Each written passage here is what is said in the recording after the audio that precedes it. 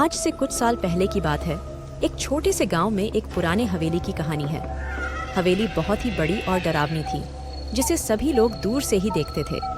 गांव वाले कहते थे कि उसमें रात को अजीब अजीब आवाजें आती थीं और वहां कुछ अत्यंत भूतियां होता था।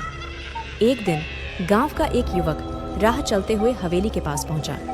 उसने सुना था कि यहाँ रात को कुछ अजीब अजीब घटनाएं होती हैं और उसने खुद देखने का निर्णय किया। रात का समय आया और उसने हवेली के दरवाजे पर खड़ा होकर सुनने लगा। धीरे धीरे वह अजीब अजीब आवाजों को सुनने लगा, जैसे कि खिड़कियों से आने वाली कड़ी हवा के साथ किसी की रोंगटें आईं और एक हृदय विदारक चिल्लाहट सुनने को मिली। धीरे धीरे हवेली के अंदर बढ़ते हुए उसने एक पुराने कमरे की ओर रुख किया। कमरे के अंदर से आवाजें और भी तेज हो रही थीं। जैसे ही वह कमरे के बंद दरवाजे को खोला, उसकी आंखों में एक भूतिया दृश्य आया।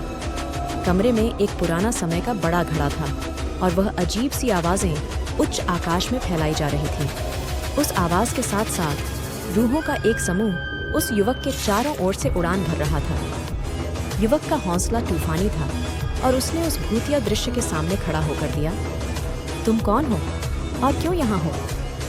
एक भूत उत्तर दिया, मैं एक समय का रूह हूँ और यह हवेली मेरा घर था।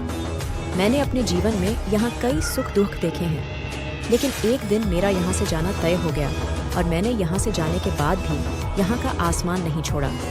मैंने इस हवेली को अपना मनोरम स्वरूप बना लिया है और रात में यहाँ रहने वालों के साथ अपने सुख दुख की कहानी साझा करता हूँ। उस दिन के बाद वह युवक हवेली के सब रूहों के साथ दोस्त बन गया और हवेली में हमेशा की तरह शांति बनी रही। गांव के लोगों की हवेली के प्रति भय और डर दूर हो गया और यह कहानी उन्हें एक सच्चे और गहरे दोस्त के बारे में याद दिलाई।